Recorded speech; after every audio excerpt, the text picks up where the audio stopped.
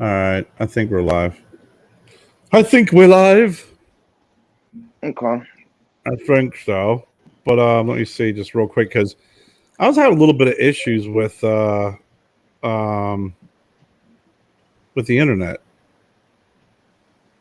No, Was no, we're is it live. There we me? are. Was What? it my end? Oh wait, hold on a second. No, no, you Oh, just went black. You just went dark. oh wait, because I got. Now we lost him. Jesus H. Hey, Lars. that was the start.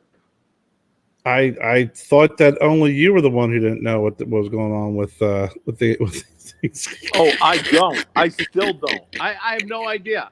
I got Chris is going to come over and try to fix it because I have no clue on what I'm doing. Yeah. Stuff, Oh Lord, let's see.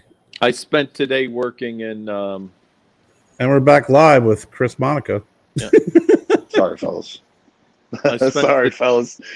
My door opens up all these things on my computer, so I was trying to close everything, so it runs a little smoothly. Sorry. Oh man. So you're saying there, I'm sorry, Lars? Lars. I don't mean to interrupt, pal. I'm sorry. That's okay, man. You interrupt all you want.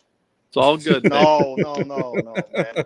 Lars is a legend in the game, bro. I can't be doing that shit. Oh, so. Baby, it's all good. I'm hanging out with you guys. We're just all chilling. Lars is very humble. He's the humblest of humblest.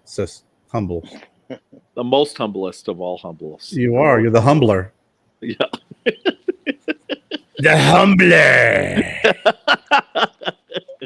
The humbler. I worked in a new studio today I never went to. Actually, Alessandro worked there before, but I never went there. Is that the Milk Boy or something like that? Exactly. Milk Boy! What's up, Dwayne? What's up, Leo? What's up, Big D? Daryl Iverson, my man. Big D. We're just waiting on the great Jeffrey Amendola, but we do have my man Chris. The one and only. Well, yeah, he'll come. Yeah, he'll come in, and you'll still talk more. We need him here for the looks. But I'm excited to hear about your trip to. Oh, very good, Dwayne. Thank you. And we do have. Yeah, these cigar. I gotta get these to you too, Lars. Man. Damn it! So I gotta get some of the Lars. I gotta get some of the Amendola. I gotta get some of the Chris. Maybe Chris Amendola. That detour with the one that wasn't a barber pole, bro. That thing was great, man. I'm telling you, I don't know how they fermented that tobacco, but maybe I'm wrong. I told you the first thing I said, bro, I thought of like apple pies or apple something, apple crisp. It was just I don't know. It had. There's something definitely they fermented that a certain way. There was a certain flavor there that was very distinct to me, like apples or some shit. Unless I'm wrong. Am I wrong? Like cinnamon and apples? I can't tell you. That was fermented with special magic. Okay. That detour, I can tell you something, man. That detour, Lars had it. Oh, that it was so good. Lars, did you get the apple too? Did you get the apple kind of thing too, or is that just me? Yeah, that was so. You're right. The fermentation is something about it is tricky. It's tricky to rock. It's tricky. Tricky to rock around. It's sorry. Tricky. Down.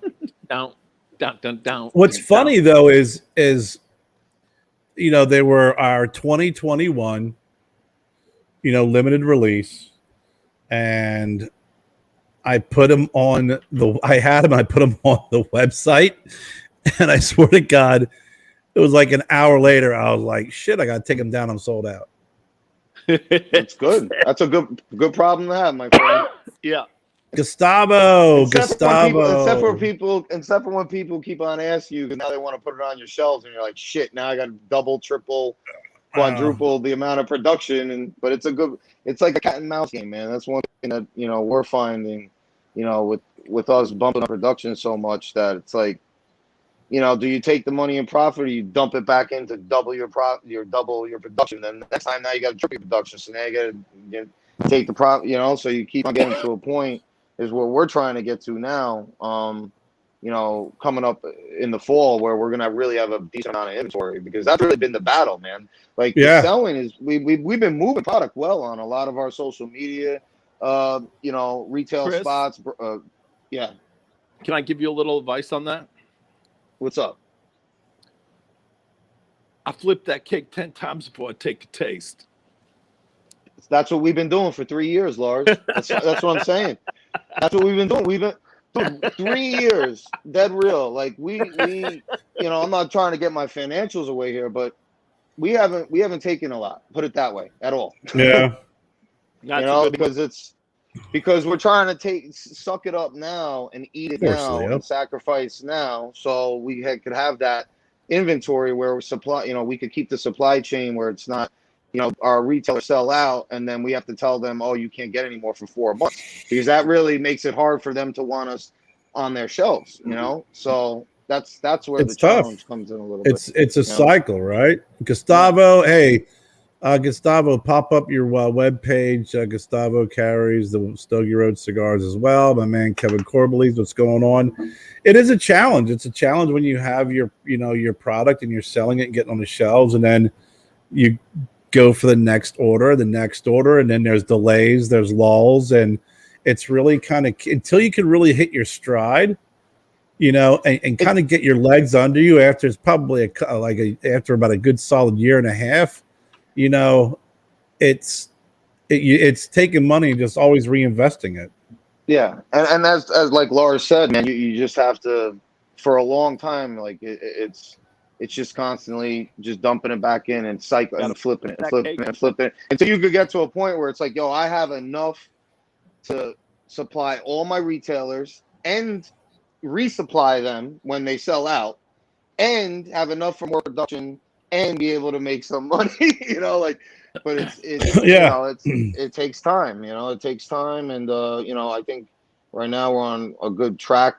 I think, by the end of this year, we're really, listen, man, we really beefed up our production at the end of this year. We got I think about 2,000 boxes coming in, man.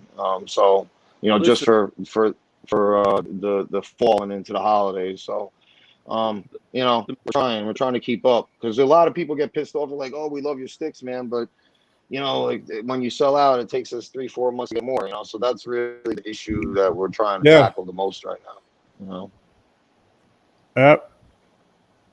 No, I hear you, bro. It's can you hear me? Yeah, I can hear you. Okay. I bumped if I bump my microphone, it sometimes goes a little wonky. Yes, Leo, Lars is going to do a song later on. I'm not going to be singing along. No one wants to hear me sing. But, you're right. It's getting into that ordering cycle and having the inventory, right? And it's like listen. A well-oiled machine. You got to get it to be a well-oiled machine before, like, as Lars said, you start really taking money and making money off this thing. You got to do it because you love it.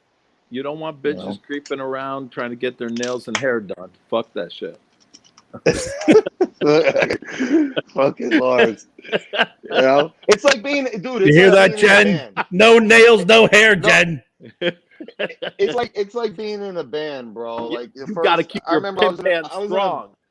Band for 5 years, bro, and like the first, we started getting love towards the end, but it took in the beginning, it sucks, bro. Like, you're putting money into this, you're sleeping out of a van, you're doing little mini tours, you're trying to get whatever show you can, you're playing at 12 o'clock at night, you're not getting paid shit for it. When you get paid, you got split between 4 guys. It's a challenge. Kind of thing. It's a challenge. No, we talked about that last week, or was it last week? We had Ron. No, it was 2 weeks ago. We had Ron Brown on. Yeah, and we were talking a little about, Ron going to a new factory and really getting involved in the conversation about, starting a business, especially a cigar business. Some people are always highly critical. You're a hobby. You're this. You're that. It was like, listen, it's a lot of hard work. It's a lot of hard work. You got to make smart decisions. Sometimes life freaking throws you a curveball, and it may slow you up a little bit. It may derail you a little bit. But that's what happens. That's what's life about. You got to have partnerships, you got to have friendships, and you got to have business partnerships or business partners that are going to, that understand that and roll with you through the good times. The people who are there with you during the good times, and then if things get a little rough, they're gone. That's not someone you want to be around, friendship 100%. or business wise. Yeah, fuck those. That's a fucking coward. That's someone It's who always- just fucking bails. I say it all the time. It's always easy to be your friend when things are going good. It's easy. Of course to it be your is. friend. We used to It's say when that. shit hits the fan. That's when you see who's really your friend is. That's when you really see. It was like that years ago in management. Someone said, what's it like? And I said, listen, anybody could be a great manager when times are good, right? High waters cover all stumps and rocks. It's when the lift all freaking boats. well, that's everybody doing well, but the high waters hides all stumps and rocks during low tide, when the shit's really really bad. You see all the ugliness. You see all the freaking rocks. You see all the stumps. All the boats and hose. All the boats and hose. But that's really where people show their true colors, and it's better to learn it, than never to learn it. But that's the thing is, especially in this industry, we've had a lot of ups and downs just in general. I mean, Lars, how long have you been doing this? How many ups and downs have you had? Well, let's say this cigar that I'm smoking right now, I rolled that 42 years ago.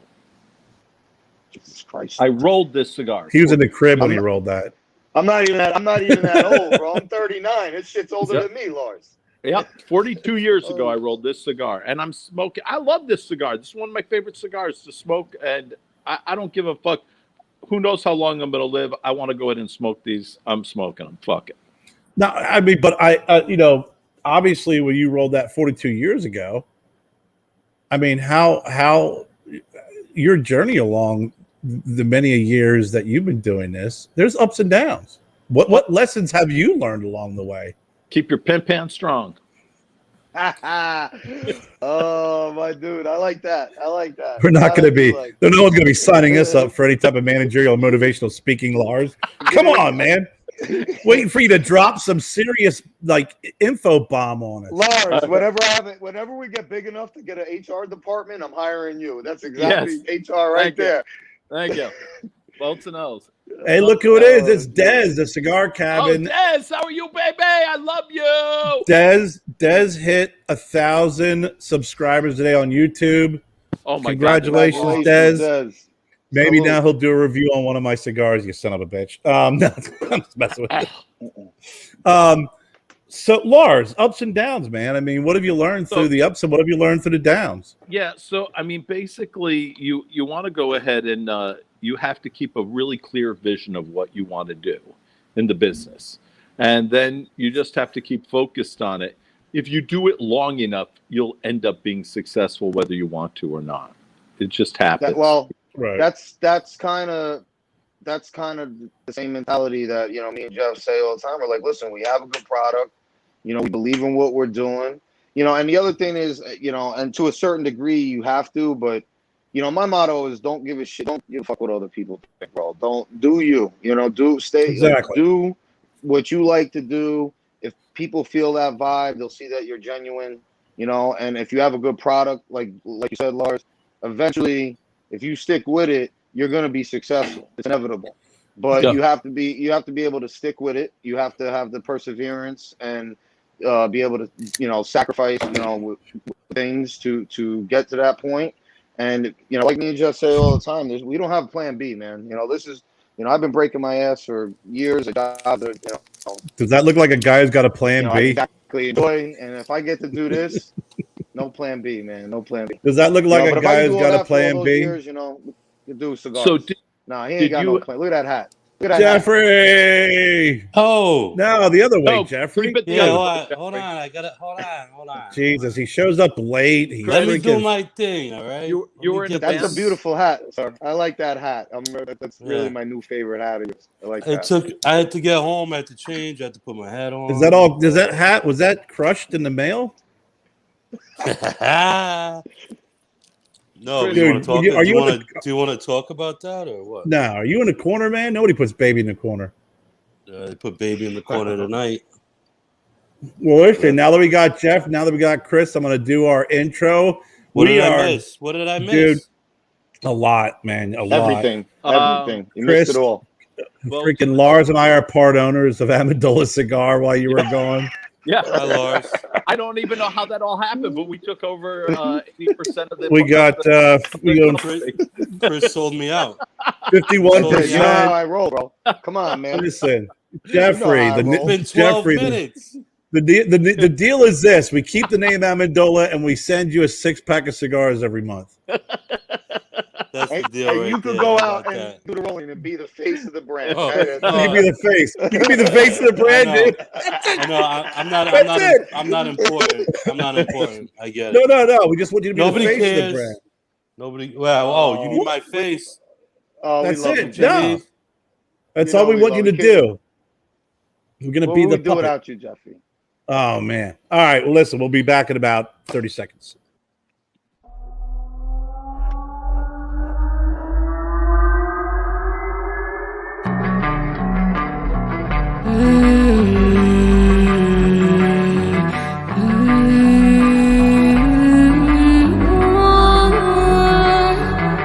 I'm waking up, but there's still cocaine on the counter. A golden monkey in my hand while you encounter the demons that are filling on my brain. I feel like I'm going insane. I'm breathing fire, heavy raging your desire. I'm over here trying to build an empire. Don't you know that me and you are not the same? I feel like I'm Kurt Cobain, yeah. I feel like I'm Kurt Cobain, yeah. Venom pumping through my veins, yeah. Craziness all in my brain. Oh, I feel like I'm Kurt Cobain, yeah, yeah. I feel like I'm Kurt Cobain, yeah. Venom pumping through my veins, yeah. Craziness all in my brain. Oh, I feel like I'm Kurt Cobain, yeah. Rockstar, rockstar, rockstar, rockstar, yeah. Hola, brothers and sisters of the leaf. Love it. Love it. Welcome to Stogie Road Diaries. I am here with my man Lars, the world champion of art, Titans, and lover of all things leather. And our special guests tonight are two very, very good friends. And I don't feel like much of a friend right now. you know, Jeffrey, hug. Jeffrey, go needs a post, hug. go post some freaking vague, ambiguous shit and go fishing for attention on Facebook. If you want attention. Yeah. You come to the wrong place. You've come to the wrong place. I'm gonna post my drama on Facebook so I can get a response from everybody. Oh, tell us the drama. We love drama. He just did. It's this. He's not feeling love right now. Baby, we also You know call what, this- Lars? I think we also you should wear your shirt and do what you did to you should do that to Jeff. You should. yes, you I should will squeeze his- when that's we what see you each should do. other. What are you gonna do to me? He's going to enjoy shake that. your hand. He's going to Yeah. shake your hand. Uh, But we are here. We are here with Jeffrey and Chris of Amendola Cigars. They were just at the PCA, first time there. I couldn't tell you guys. I was so happy. I was proud. Like I felt like I was there. That's how happy I was for you guys, man. You were there. You know, Thank you, Gary. But I appreciate that, Jeffrey. Did you sell any of my stuff while you were there? No. absolutely not. I appreciate that. But I'm excited. Actually, I'm honored that you guys are really, this is the first show you're doing since the PCA, and I was so excited to have you guys on because, it being your first time there, I just want to hear all about it. While we marble in Lars's trip at the swimming pool party for protocol. Yeah, Kerr and I also call this the tea house, so you can spill the tea. Oh, is this a safe zone? That's on. Oh yes, This is the safe very zone. safe. Just you and everybody who's watching, and then who will watch later on, or who Yes, just who will between us. scroll Just through it, between us. turn the volume up, and never hop Spill on. the tea, just between us. Yeah, right. It was like watching Stern, where it was like, it's just between us and like the 3 million people listening. I will tell you, it took me about a week to recover from Vegas. I'll tell you that. Really? Yeah. With jet lag, time zone change, Jet lag, time zone, Where do you alcohol. live? 10 cigars a day, alcohol, no Jeffrey, downtime. Yeah. Where do No you live? sleep, no real sleep. I live in Durham, North Carolina right now. Oh, that's awesome. So you guys Physically. are neighbors. Yeah, he's only a Sort, couple yeah. hours away. Yeah. Awesome. Yeah, Jeff's Yeah. come down Where are here, you, done the Lars? show live. I've driven up there.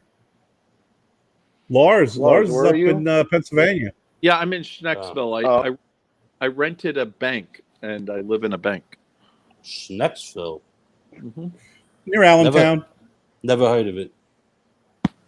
You don't need to. It's just a small little shithole town, but I love it. It's Uh, it's Lars's bank house Yeah. and the corner store, and that's what's in oh, Schnecksville. nice. That's cool. Whoa. Yeah. So That's near. Is Reading near there? You're near Reading, right? Or is that Reading? we're a Pennsylvania half an near? hour away from Reading.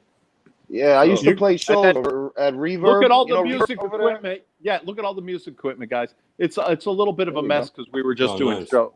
We just did a bunch of shows, but Where'd you do shows, Chris? At oh, Reverb in Pennsylvania in Reading, there was a spot, a cool bar. It's called Reverb.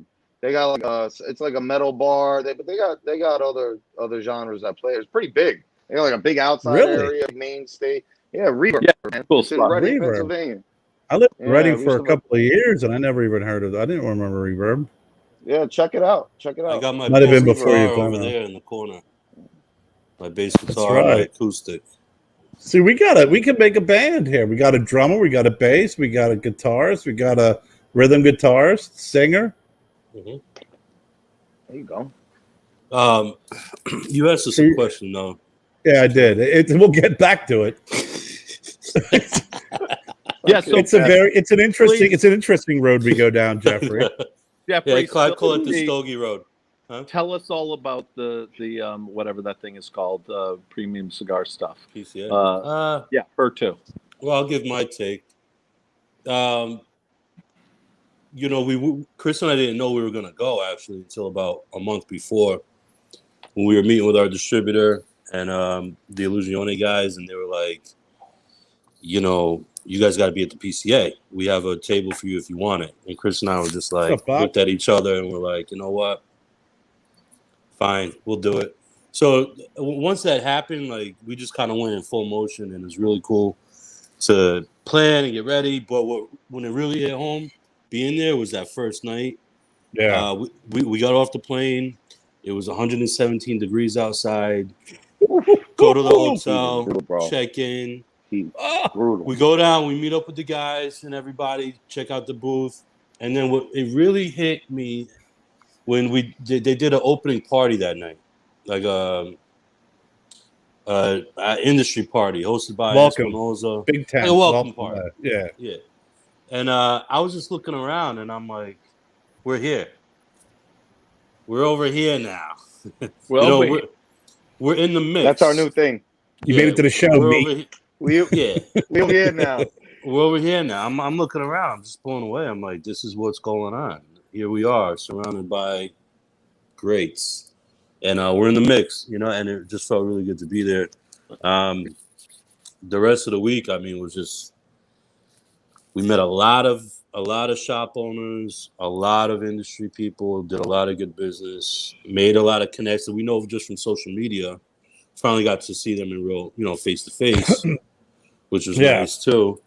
But overall, I mean, it's just a really great place to be. Really, really, we got a lot of media attention too. A lot of publicity. It was for us. It was a success, you know, and we spoke about it because like we didn't go in thinking like, oh, we're gonna go crush it in sales. Like we were just happy to be there. Like we wanted to just be in the mix, you know, meet some of these people that, you know, that are industry that we see all over social media.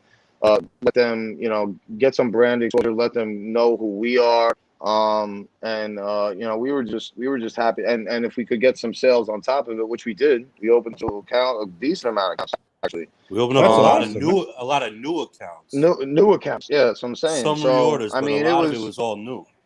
That's awesome. So I mean, which was cool. For us, all in all, it was a success. You know, we didn't go in with these huge grandiose expectations. We were just, you know, really happy and blessed that we got the opportunity. You know, that Dion gave us that opportunity. That's why, you know, when we had dinner with him that night and he was, you guys should be there, and me and Jeff looked at each other. We were like, you know what, that's a great opportunity for a small brand like us to be at a booth, you know, like Illusione, a well-known brand. There's going to be a lot of foot traffic, and there was a lot of people who came by, you know, for Illusione, and then like, you know, and you know, let me just say, and I'm sure Jeff agrees now that I have a chance to say it, you know, big shout out to all the Illusione crew, man. Howard, Brian, Dion, all them guys. I mean, they have taken us under their wing when they were there. They treated us like family. You know, they let us literally, I mean, he let us take a third of his booth, 3 tables there. He was like, yo, that's your table. You do what you want. You stay there all day, you know, because we didn't know. We were like, you know, maybe we'll stay for a couple hours. We don't, you know, it's his booth. We don't want to impose, take advantage.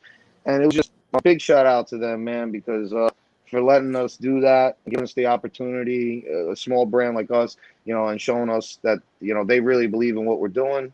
And, you know, moving forward, you know, I think there's going to be a lot of good things come. I think the show for us, you know, gave us a little bit of clout being where people are seeing us now. They're recognizing us.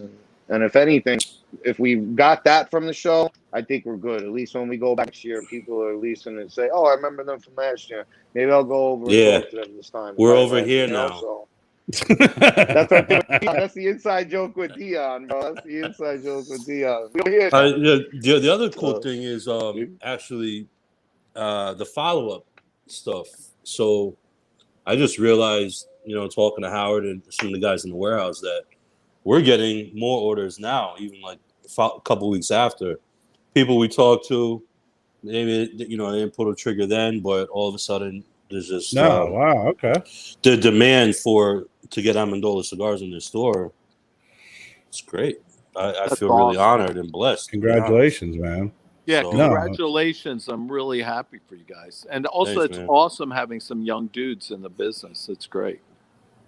Thanks, Lo. Yeah. I mean, listen, we got a long way to go by any means. We know, you know, listen, don't sleep. So if you start, you know, being, you know, a little, you know, like taking your foot off the gas and complacent, somebody's going to eat your lunch. You know, as quick as somebody can remember you, they'll forget you. So you got to keep your foot on the gas. We're a small company. We still got a long way to go. You know, we're in this for the long haul. And we just can't stop, and we're not giving up. And, you know, like I said, at the end of the day, we appreciate all people who thus far, like Kerry, who since day one, like, especially Jeff before I was even around, but like even when we partnered up, how supportive of that partnership he was, and supporting what we do and the direction we were going in. You know, we're very lucky. I don't want to say lucky. We're very blessed. We're very blessed. You know, cheers. The people in the corner. Salud. Salud. Cheers, brother. And we appreciate it. Yeah, I tell you, man, it's I've always been you know, Jeff and I go back a ways, and I've always been friends and maintained our friendship and supported one another. Yeah. Even through difficult times, you know, as you know, and some influence. So it was like, no, fuck it, you know, I believe in each other, and you know, you guys have always been supportive of me, and to see, you know, where you guys, you know, when leaving the old factory and taking the time and getting in with Aganorsa Leaf and then Espinosa, and you know, Chris, even before when Chris came on board, there was definitely a winds of change, and it was a very strong wind, huge strong. Well, wind. I mean, Jeff make a great team, and it was easy, man. Like scorpions. Well, we have a good. No, it was good. It was like these scorpions, like rock you like a hurricane. Yeah. The winds have changed. That was nice. That's not the scorpions. You see, the scorpions stopped being the scorpions after the winds of change was not when I was like, you know what? I'll go back to, you know, old school scorpions. That was a little too new age for me. All right. It was too poppy. It was too much like, you know, we'll sing it in Russia and have everybody, you know, light a lighter. I want to go back to blackout. I nearly had a blackout. The old stuff with the forks in the eyes. You got shit starter bands. I know. That I digressed into the history of the Scorpions. You know, it's never too late. It's never too late to follow your dreams and your passion. It never is. It never Dude, is. I gotta have these guys on my podcast. I'm so stupid. Yeah, love because that's like that's a lot of music, man. We talk about rap and rock and metal and everything, man. It's a fun Yeah, I time. love music, man. Yeah. That was a big part of life for a long time. So this is actually, music. Me not doing music anymore is the reason really why I got into cigars. To be honest with you, I mean that's when I got out of my band. I was having a kid. I was married. I just turned 30.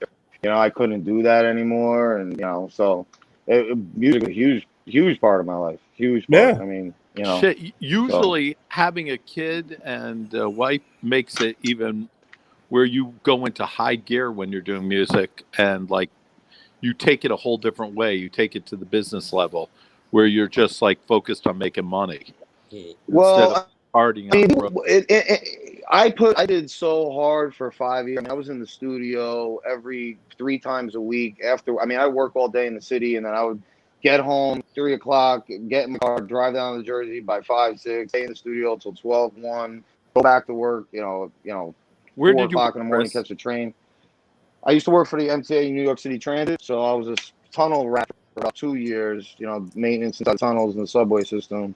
And then after 2 years, I was able to transfer uptown to Dykeman Avenue. I did nights on Dykeman for a couple of years.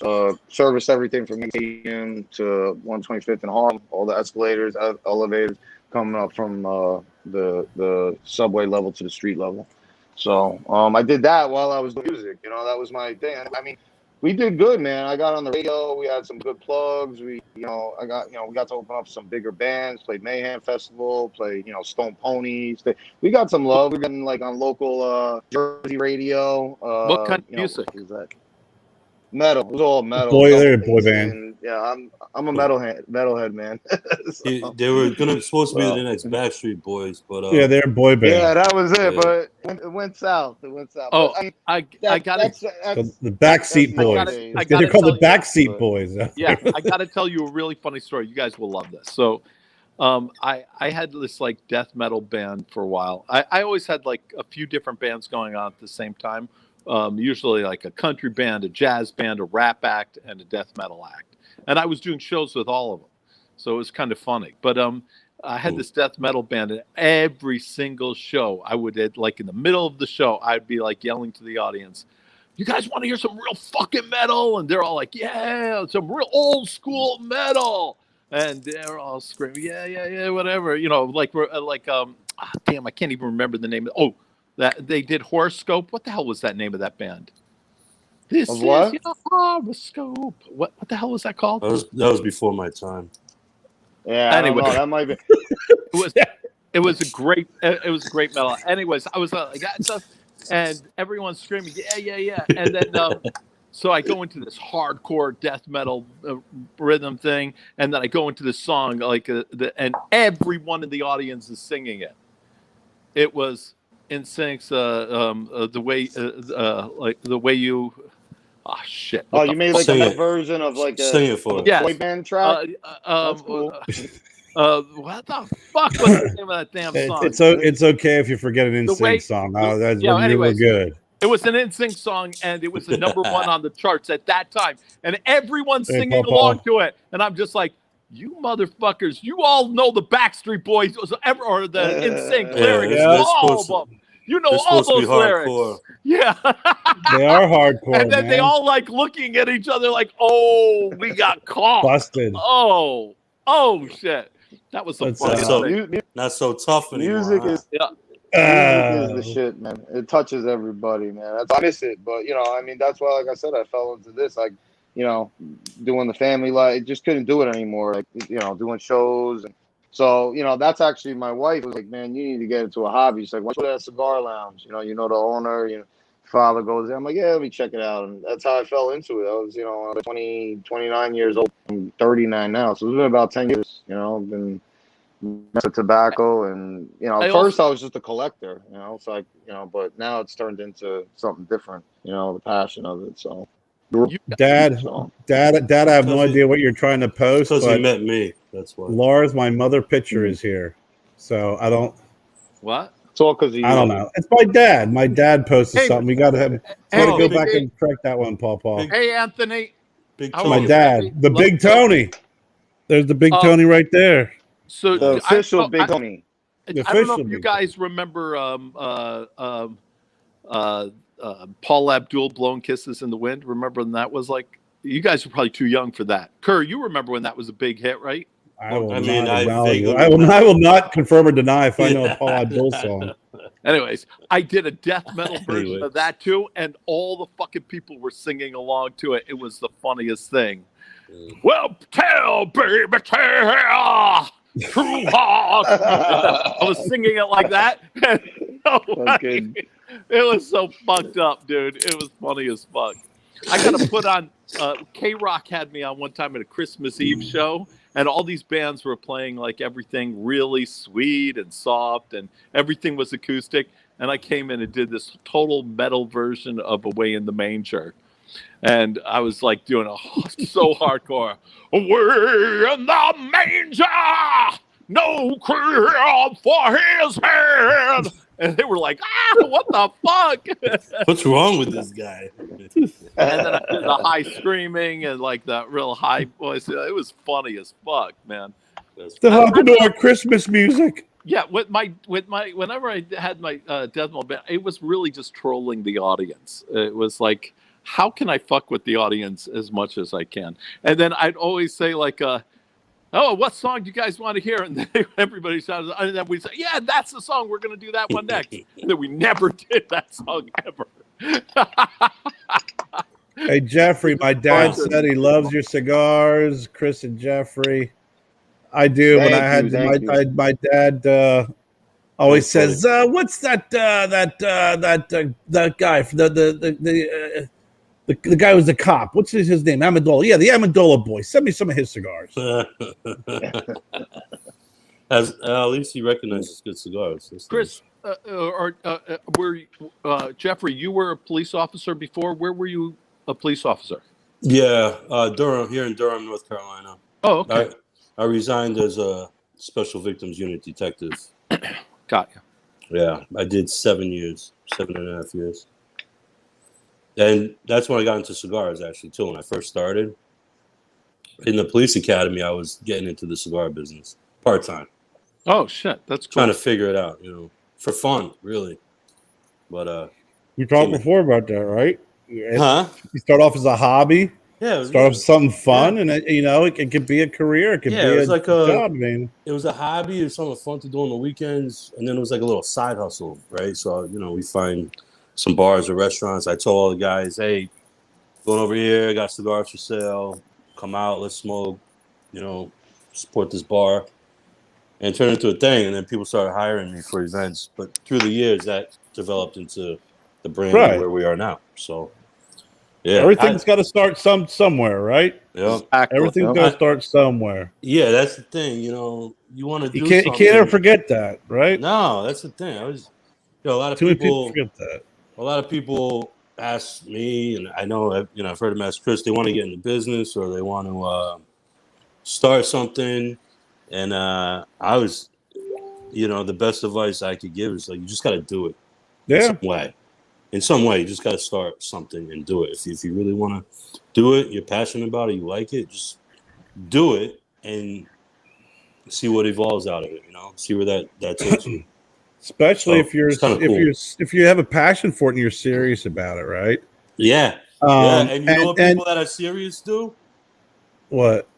They do what's best for their brands. That is true. And their business. And and they want to work with other serious people. That take them seriously. That's damn right. Completely. Right. I agree 100% with you. But and that's the thing. I mean, it's not like there's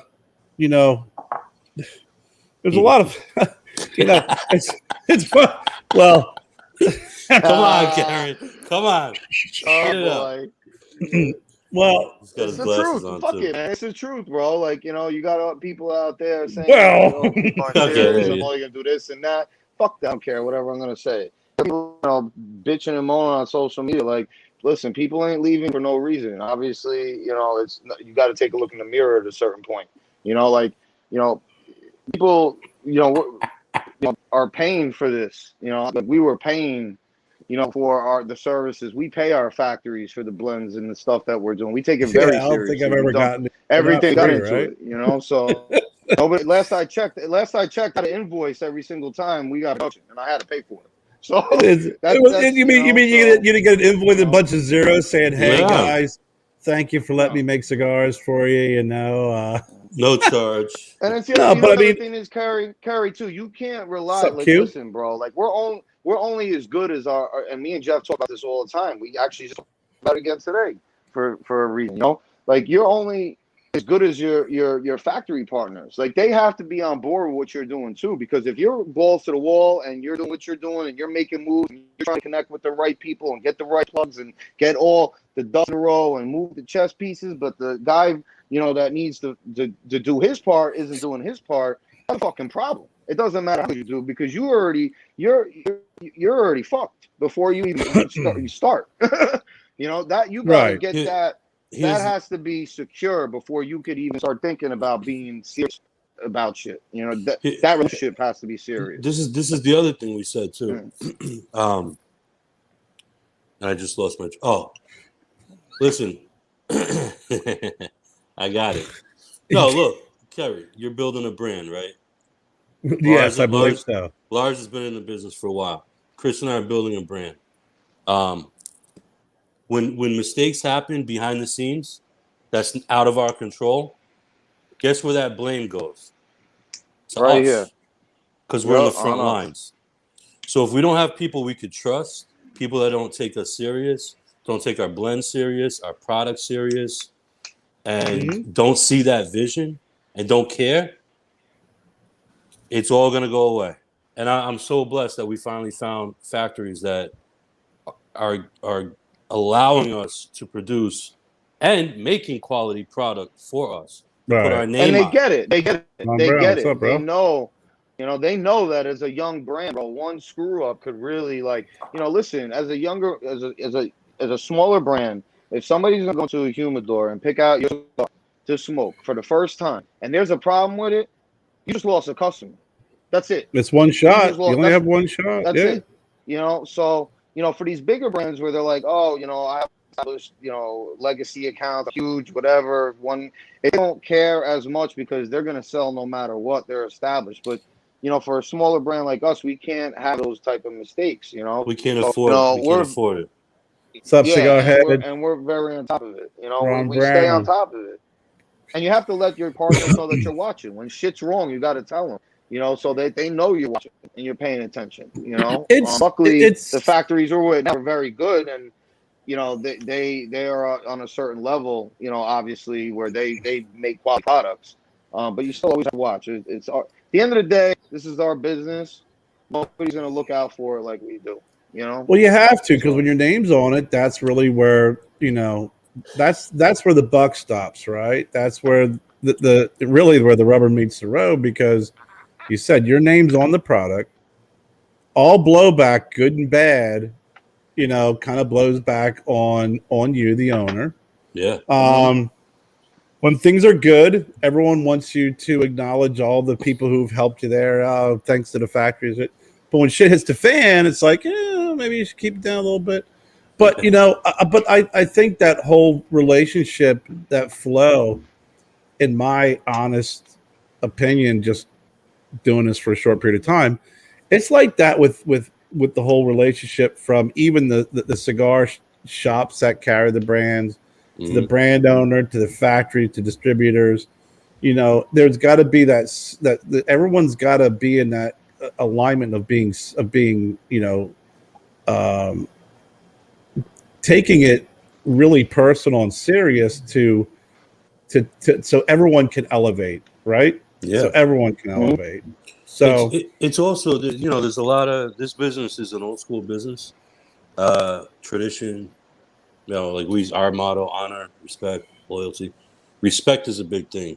From you got to earn it. You got to earn it. Got to fucking earn respect, man. Between the retail shops, the fact that people we work with in the factories, everything's got to be a mutual respect. I respect what you do, respect what we do as a brand, and we, everyone should want to succeed together. Long term. So I got large. All three of us young birds are sitting here talking, and we got the guy who's smoking a cigar that's older than both you guys. Oh, not put together. Thank God, because that's 42 years old, Jeffy. He said he's Yeah. smoking a cigar that's 40 fucking 2 years old. That's older than me and you, pal. Yeah. Lars, what advice do you give to new cigar brand owners or people who want to get into the industry? Really, just make sure that your products is the highest quality for the price that you're producing, and then keep doing it. Yeah, if you do it long and be enough, be yourself, right? Be yourself. That's the other thing. Be yourself. Don't be scared to do what you do. And within reason, I mean, I understand, but you know, I feel that's another thing. Like, I just wanted to bring this up real quick, Jeff. And you interrupted Lars. No, I was gonna say, man, Lars all of a sudden. I didn't mean Lars starts to sound like Chris. Sometimes it gets to my brain, bro. Sometimes I did notice, like, I learned something about PCA. Like, don't ever go in thinking like it taught me a little bit not to be judgmental of what you see on social media or what you see up front with people, because you know, I went into PCA thinking like, and I'm not mentioning names or anything else, community. I went into thinking that like certain people were like that I wasn't gonna like. I'm like, oh man, this guy looks like an asshole. I'm probably not. And then, you know, there are certain people that we met were like, yo, total opposite of what I thought their perception of who that person was. Awesome person, real down to earth. And then other people who I thought were like that on social media to their other, you know, to their customers, obviously. And then when you go to meet them as a brand order, they're kind of standoff, like they're better than you, or like, you know, like.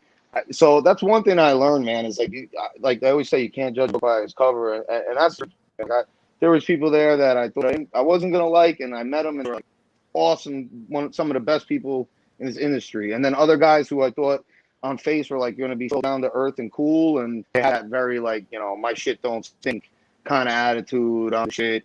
And like at the end of the day, listen, you know, I respect everybody in this business. It's a passion. You know, but at the end of the day, you can't take yourself too seriously, man. We make cigars. We're not selling out Madison Square Garden. We're not we're not curing fucking COVID. We're making cigars, man. So, you know, like, let's keep... Chris, you are so right. We take dried leaves and we shape them in the shape of a penis, and then we want people to put it in their mouth. That's what we do for a living. Yeah. You know, so it's like, smoke this. Smoke this. Yeah. No, I mean, put this in your mouth. I'll go back to that question. You see, Chris is from, when you're from the New York, New Jersey area, the beginning of your sentence always starts in the middle of someone else's. Yeah. I got that with Jennifer. Dude, I live with that at home. I live with that here. I had to get that. I live with that here, Chris, all the time. It's like, I'm sorry, the middle of my sentence interrupted. And now you're doing it too. I want to hear what Lars has to say. Jeez, come on, guys. No, I like. Let the man speak, huh? This was a song. I just finished it. This I made 42 years ago, and it's still one of my favorite sticks. I literally rolled this 42 years ago. 57. I started when I was 15. Oh, shit. Rolling cigars and making blends. And then and this cigar is about 36 years old, but this cigar is about 38 years old, and it's a pretty big motherfucking ring gauge. Nobody was making ring gauges like this. Nobody. What's up, Edric, my man? Where did you start making Lars. cigars? Lars, where did you start? Where did you start making cigars? I started in Manhattan. I started apprenticing under this roller who started teaching me how to roll cigars in this factory. Was it Martinez? Yeah, that's exactly who it was. Shut up. We love Dave. We have a commonality. Okay, so Jesus was like my guy. A little kid when I knew him. Yeah, his father started. His dad was just a roller at the factory, and it was Five Brothers Kenya. And Anthony, he started teaching me how to roll cigars, and then once he started teaching me, Sanchez on 30th Street, you probably know him too. Yeah, I don't see. Then Sanchez started teaching me how to roll cigars, and within about a year, my blends became the main blends that everyone was making and producing in both that's awesome. Anthony's and in Sanchez's. So let me tell you what Martinez did for me. Like, Yeah, I had moved down to North Carolina already, but I learned how to roll cigars in Tampa, Thanks, in Bones. Ybor City. Thank you, Edric. My man Edric. But after I learned how to make cigars and I was starting to do blending and trying to create a product, I didn't have any equipment or tools, right? No molds, no chavetas, nothing. And so I was calling everybody I knew back home in New York that I had a relationship with. And Jesus actually sent me all his hand-me-down stuff. Oh, Molds, yeah, the cutters, the chavetas, anything I needed, the glue. Yeah, he would just send it down, or I'd go up there and get it from him. yeah. Jesus. I was just talking to him today, actually. Yeah, Jesus is like my family. He really is. Yeah, it's my guy. Yeah, I love him, and I could never have done any of this if his dad didn't start teaching me how to roll cigars. I was curious. I'm glad you said that. That was really awesome. Look at the small world we live in. Small world. Hey, listen, let me tell you something. I went into that fucking factory every single day, and I owned a modeling agency. I owned a casting company in New York. I had a bunch of very successful businesses. I went in there and swept and cleaned and mopped and cleaned the bathrooms and the toilets, and I brought them food and booze. And, I was worked my ass off for 3 months before they'd even start teaching me. Wow. And Anthony was the one who started teaching me. So it was White Boy Cigars. That's right. Awesome. And let me tell you, that's a funnier story. So when it was Five Brothers Kenya, they never called me Lars. They didn't even know my name for a year. They just called me White Boy. Hey, White Boy, do this. White Boy, do that. Okay. And when I started rolling cigars, like the other guys were in the back room. You know where that is, that little back room area. They had me in the front counter rolling like I was a monkey act. And they had all their cigars back then were like, about 50 cents to $1.50. There were some 25-cent cigars too, but most of it was like a 50 cents, $1.50 was the most expensive cigar. Yeah. And then they had on top of that this little plastic like stand-up humidor thing that they had written in magic marker on a cardboard piece of paper, White Boy Cigars, and then that was all my cigars in there, and those were all $10. And the people would go, why is this $10? And they would look over, point at me and be like, it's the White Boy. The White Boy rolls the cigars. That's our next project, by the way. It's Lars and I. We're going to come out with White Boy Cigars. Yeah, I'm sure society will love that right now. Yeah. And they just thought it was like the funniest thing that a white boy was rolling cigars, and that they could basically tell me whatever to do, and I'd jump and do it. Of course, I was happy as shit just to be rolling cigars. Listen, I didn't even think you could make money at this, so I wasn't expecting to make money at this. It wasn't until my 20s when one of the owners of a major factory in South America said to me, I was making blends for them, it said to me, Lars, we really should be paying you for this. I was like, oh, wait a minute, you can make money doing this? I had no idea. I was like, oh, really? I can get paid for this? Yeah. I just thought it was but see, Lars, like that thing that you started where, like, we thrive on that kind of vibe to that being different. Like when we like, all right, when we market our brand to people and we tell what we're about. Like, me and Jeff pride ourselves that we're first generation. Nobody gave this to us. Like we started this on our own. We didn't get it handed down from anybody. Like, we're different. We respect obviously the tradition, culture, but we're doing things a little differently our way. Represent where we're from, who we are. That's why it's Italian. We're not trying to be somebody that we're not. We're like, fuck it. We're two New York guys from Italian guys from New York. Let's just be who we are and rock with that and just like put it out there. That's who we are. That's what we represent. You either like it, you don't like it. Not everything's for everybody, but that's what we're going to stay true to ourselves. We're not going to try to fit in this industry. And you're one of the like guys that started that type of, the map booths and the like people that's we're losing Chris. Brought a little different flavor. It wasn't the traditional. Yeah, and we're trying to. Yeah, he's choppy. He's very choppy, Chris. Chris, you're very choppy. We push that kind of. I'm very choppy. I don't know. Yeah, you're very choppy and freezing up. Your connection. Pay your internet bill, man. I really dude, I got high speed. Yeah, how high? Not very. I really didn't. I really was like really the outcast in this business. People hated me when I came into the business, and I just didn't care. I just did not care. That's what you. Yeah. And listen, there's lots of you have to. That's Do the you, other, man? yeah. When you're working with people, you really want to make sure that they understand, because people don't really get it. Sometimes in the beginning, they don't really get that you are just like going to do your thing. Yeah, I can relate to that. And sometimes, people are just not, we're going to like you, and that's okay. There's going to be lots of people who won't like you, lots of people who will. Build that niche and then stay with the people who like you. It's the same thing with being in a band. Like you guys did the band thing. When I did music, I started when I was really young, and I had my number one hits before I was 19. So I was like, I was with CBS Records. I was doing rap music since I was 13, and nobody thought rap music was going to last more than a year or two. They all thought it was a passing fad. And I had opening acts for me that they were gigantic. Some of the biggest stars today, the biggest icons in the music industry, were my opening acts. I mean, you could go online and check out like newspaper clippings and magazine stuff on me. Back in the day, I had huge acts opening for me. That's awesome. And they would come to my green room or my fucking backstage thing and be like, before they'd go on stage, I'm not going to mention their names on the podcast, but maybe on our after party I will. But they would say to me, "Wow, you are the worst thing that happened to music. You are not an artist. You talk over recorded beats. What the fuck are you doing? This is like you are literally the worst thing that could have happened to the music business." Yeah. And people, these are my opening acts. And I would just be like, listen, I know you are an incredible artist, incredible talent, the most amazing songwriter. I love listening to you guys. But if you could bring 30,000 people to a show or 20,000 people to a show, you'd be the headliner.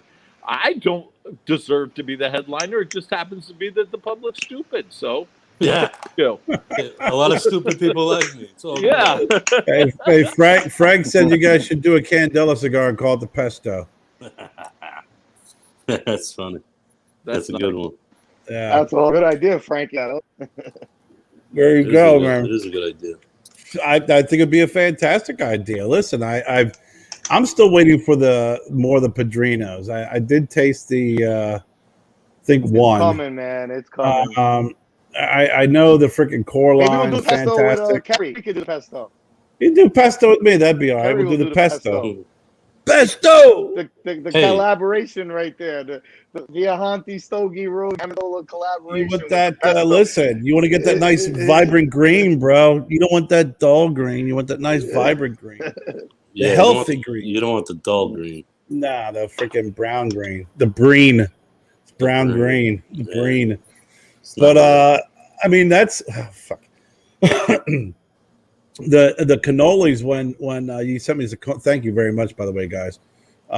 Man, leave the gun, take the cannolis. That's what it is. Leave the gun, take. But you know what? I had a laugh because recently I saw this video about the cannoli.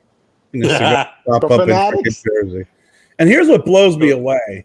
I'm like watching this video and I'm kind of like I'm chuckling. And then when I see the shop, I'm like, you gotta be effing kidding me. I was up in New Jersey probably about 3 years ago working on a project. And I was driving around kind of like Jeff when he was a cop. I always carry some cigars with me. And I found this place in Lodi, New Jersey. And I just pulled in. I had barely just pulled in the parking spot was small. I walked in, and it was Fanatics. Really? And they brought in a couple of my boxes. They wanted some. I don't even know how long these new folks. How long have they owned it? Not long, I don't think. When I got there, they're 22. They're 22 years old, bro. He's 22 years old. When I got there, there was a young lady in there. They said that they had just bought the place. This is a couple of years ago, and actually, I think his name's John Stogie. I'm friends on Facebook. He's sitting there. I gave him one of the additional 35s, and I found out that he went to high school with Jennifer, my fiance's brother, He smokes it, says I love it. She's like, yeah, we'll take X amount of boxes. So I drive, and I guess she called the guy, her boyfriend or her husband, and he's like, yeah, just bring in one box. And then they just kind of fell off the face of the earth. So I don't know if it's the same owners or different owners. I think those guys must have took it over. The new guy, the young guys. I'll tell you what, they must have because it looks different. I seen a couple of videos that they've done. It looks good. I mean, they turned that parking lot into an area you could sit. Yeah. Chris, because a big reason of like check your connection. You can't understand. Yeah, dude, you can't understand a word you're saying, bro. Yeah. Bad. So, but I was blown. I was laughing because I was like, Jennifer, look, it's freaking the place. I said Lodi. She's like, it's Lodi. I'm like, whatever. So tomato. I got to reconnect with them because they have a really nice place. It's small, but they like their walls and everything have all the humidors, against the walls. Nice little lounge sitting in there. Well, I think we're going up there end of August. Really? To do a rolling event. I think we're trying to figure it out. But yeah. Let me know when you go back up there. Yeah, it'll be. Let me know. So we're planning a trip, New York, Jersey area. I think we're doing a cigar dinner with Big Tommy. Big Tommy, the Italian dude. He was on the Car Boss. Okay, yeah. He got that big cigar coming out of CLE. They're doing a dinner in Long Island, South Shore Cigar Club. And I think we're going to be tagging on that event with Big Tommy up there. But we're trying to make a weekend thing where we're going to go see Martinez. Might have some things going on with him. And then hit up some of our other shops up there, do some events. Okay. Cool. I'll let you know. Make sure when you guys come out, you call me up and we'll get together. Yeah. I'd love to make you lunch or dinner or something like that. Yeah, put some spice on it. Hey, have you ever, talking about cannolis, have you guys ever gone to the that place right across from Sanj's? That's that chef, the Italian blonde chef. I can't remember his name. Whatever his name is. No, on I don't Food think Channel. On the Food Channel. Yeah, I never been there. Oh, that place is great, man. Chris got the spinning wheel of death, man. That's not good. Right, he lives like doesn't he live in like just below Charlotte? Yeah. Rock Hill. Yeah. Yeah, that's like I think their internet is like 3 hamsters running a circuit on a wheel over that area. I do. Rock Hill. Yeah, that's right. He lives at Rock Hill area. I always bought cannolis from Arthur Ave in the Bronx. Oh, Arthur Ave is the best, especially bread, meats, cheeses. Oh. I used to hang out there all the time. I love that place. Yeah. Bones wants you to name your next cigar the Sauce. That's my middle name. Jeffrey the Sauce Amendola. Nice. Dez is thanking you for the cigars. Our man Dez.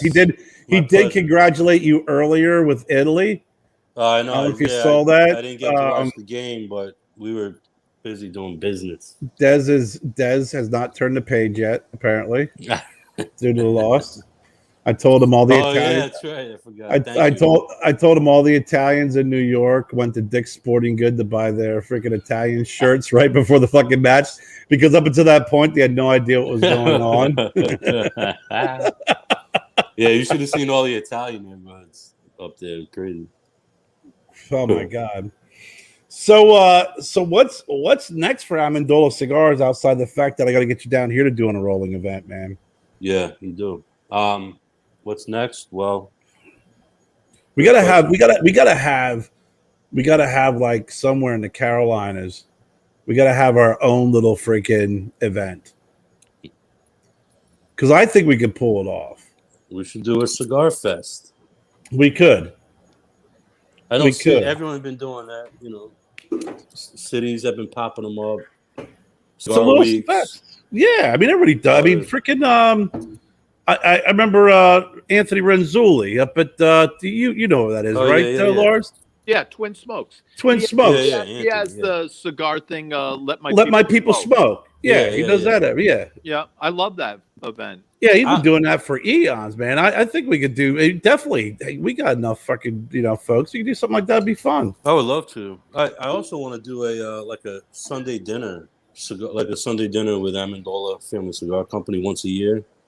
Oh, that'd be nice. Like have a thing where like a destination type of event where people that like us and support our brand, love our cigar, to make a weekend out of it, where it'll be the highlight will be Sunday dinner.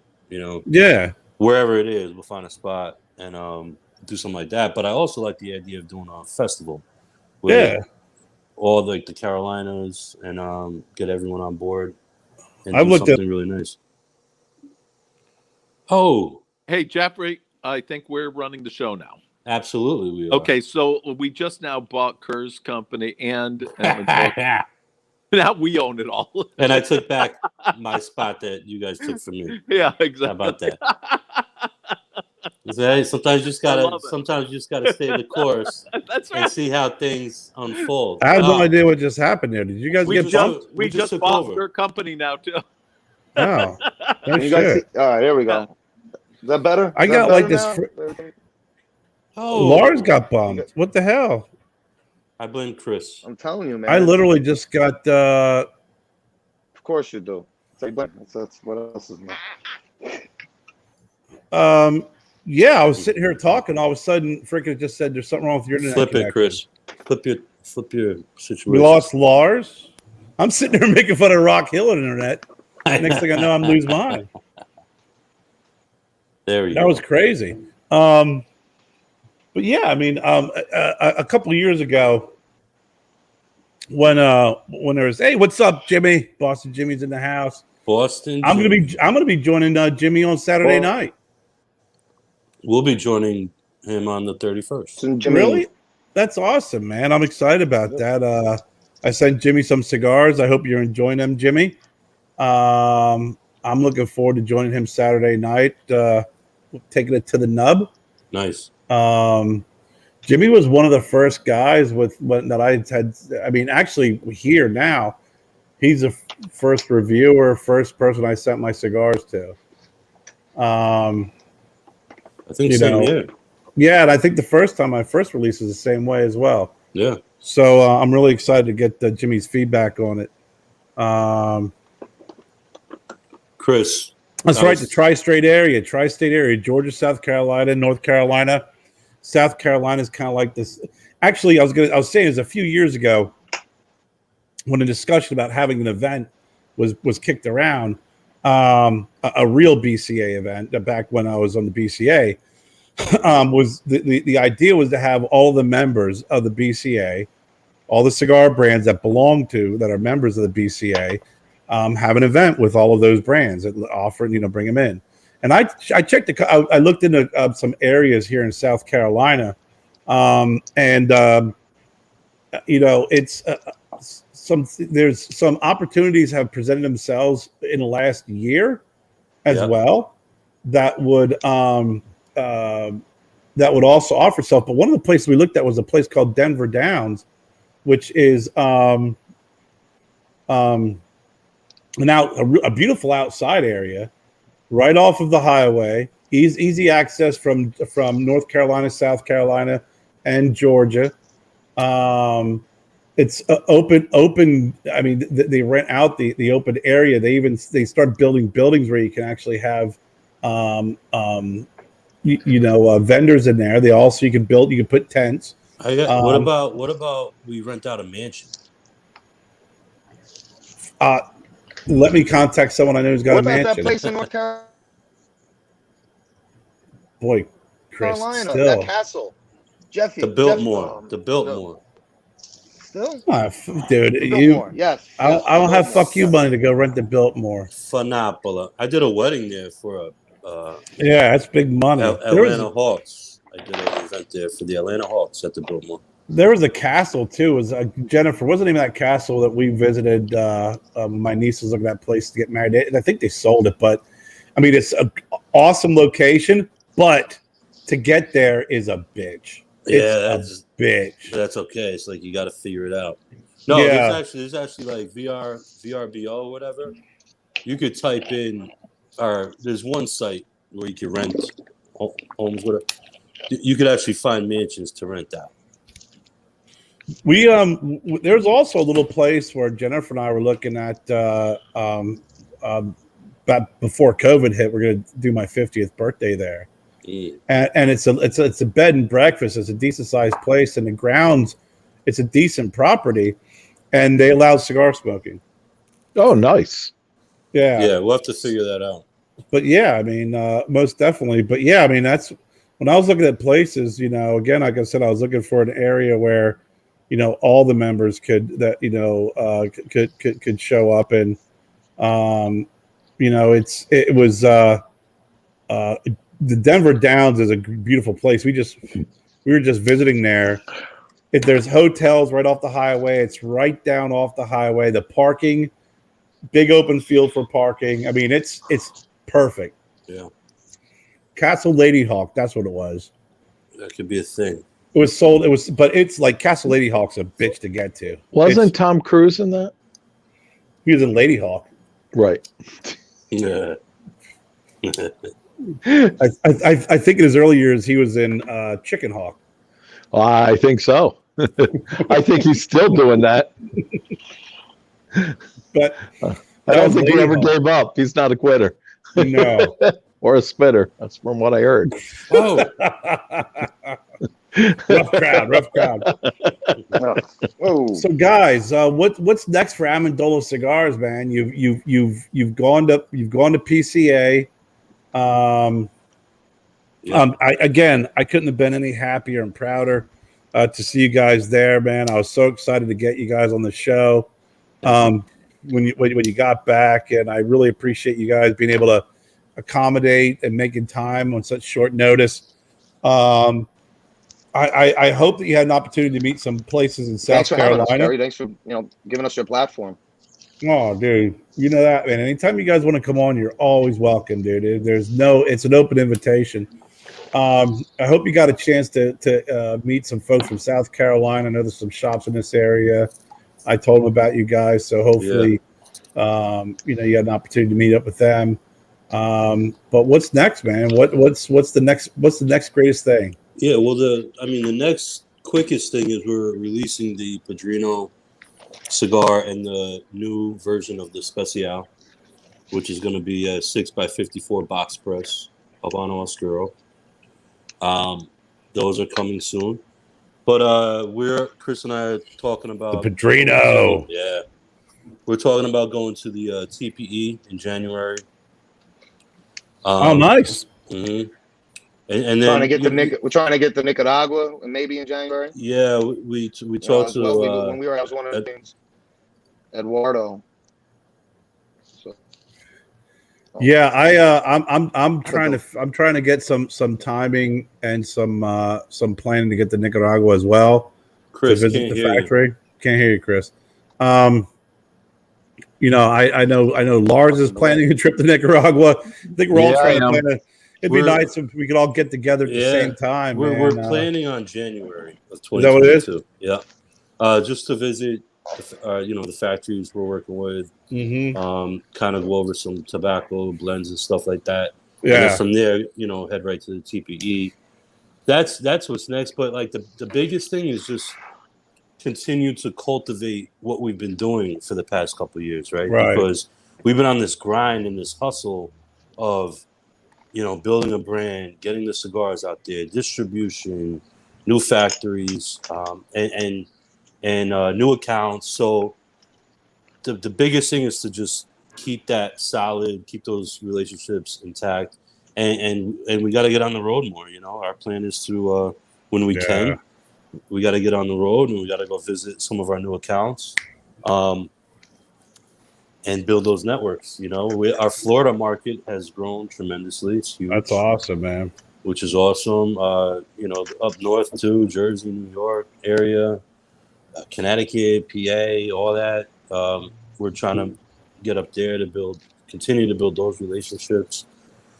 And hopefully in the new year, we might have some new projects we're working on too. So that's the next steps. That's awesome, man. And obviously the collaboration for the pesto. Oh, yeah. And Candela. I see. The There you Candela. go. There you go. The Candela.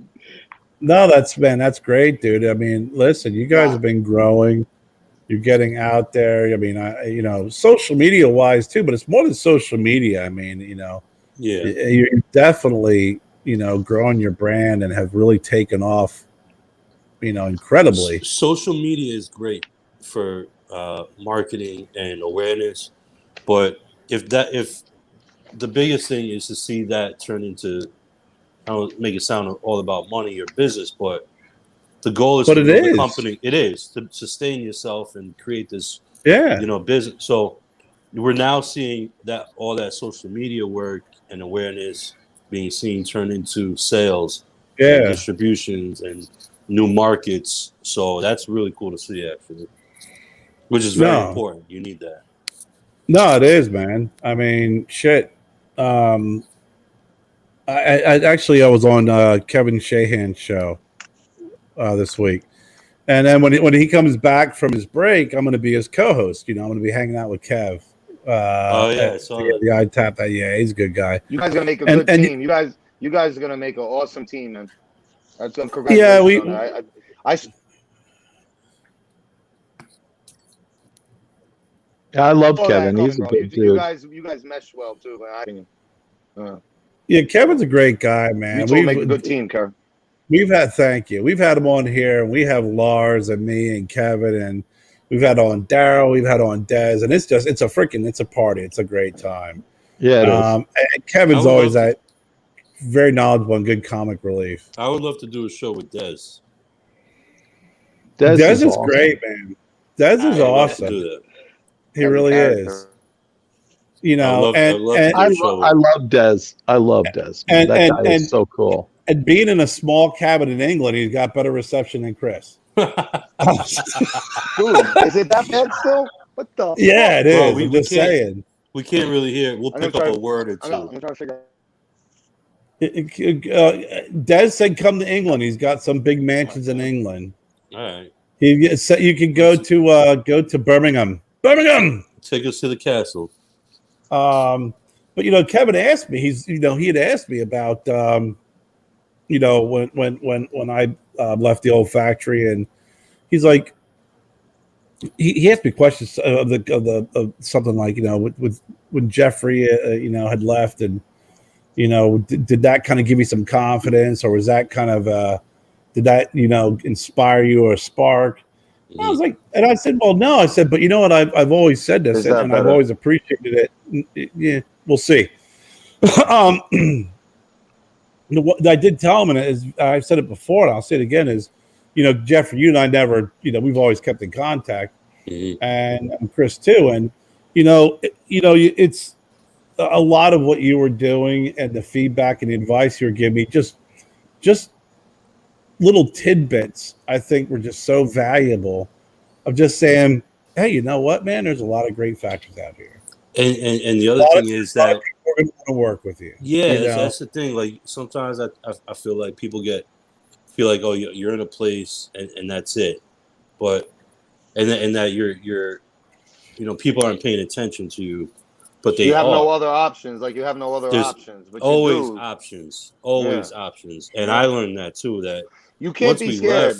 You can't be scared to take a jump to move to better your company. In the long run. Once we left, we realized that all of a sudden we're working with giants in the industry that want to work with us. Awesome.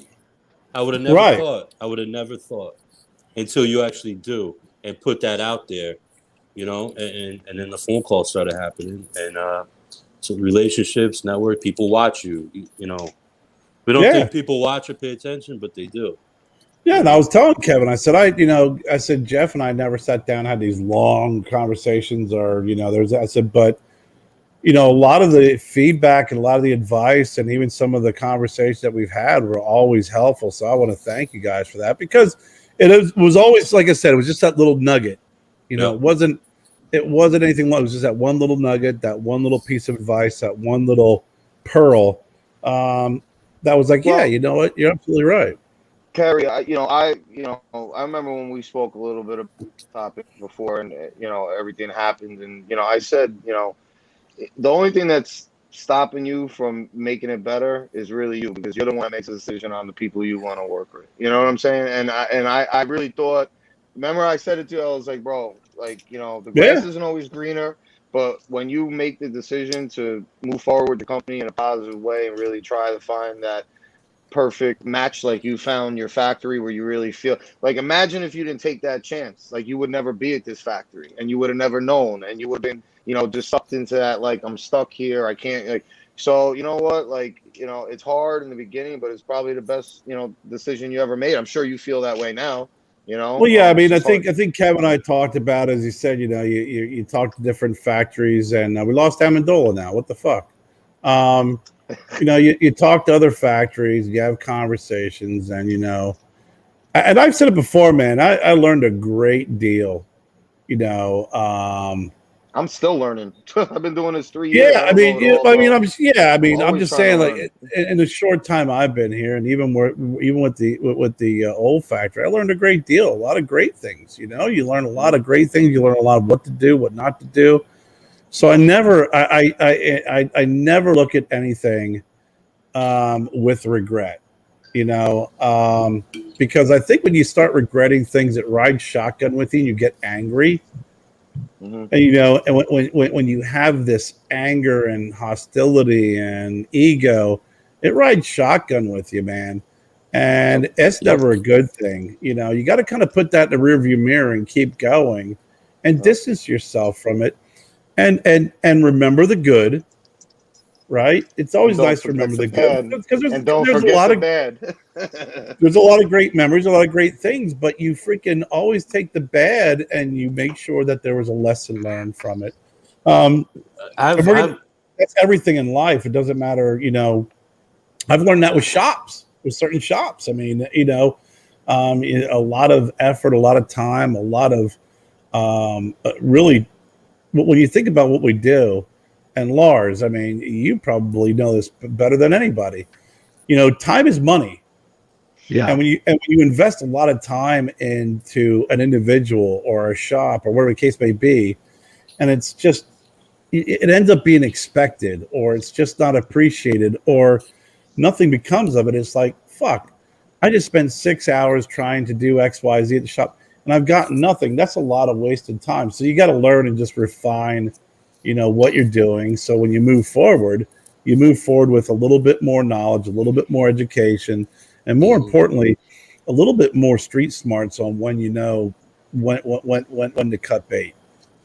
Yeah. I've 100%.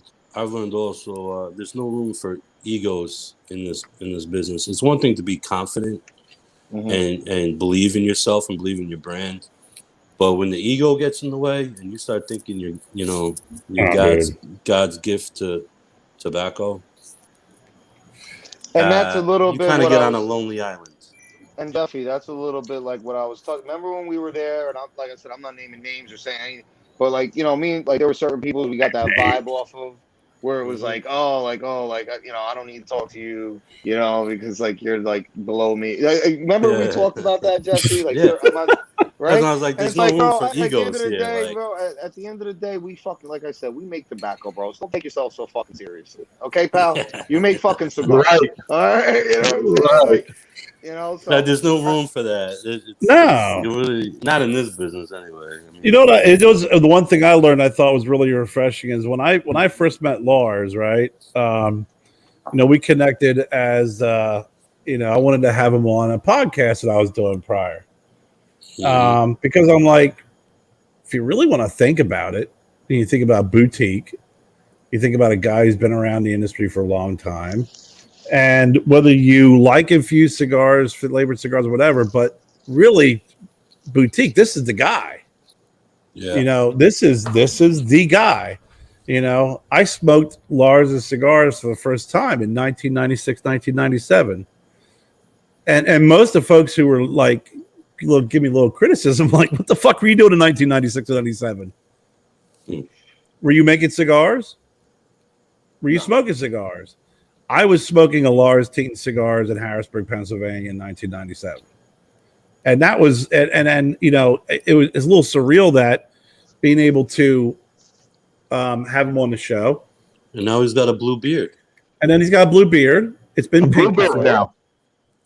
But what's really cool about it is, when you think about, flavored cigars now and how long they've been around, and how long Lars has been doing it, and the way that boxes look now, and the ways Lars's boxes looked back then.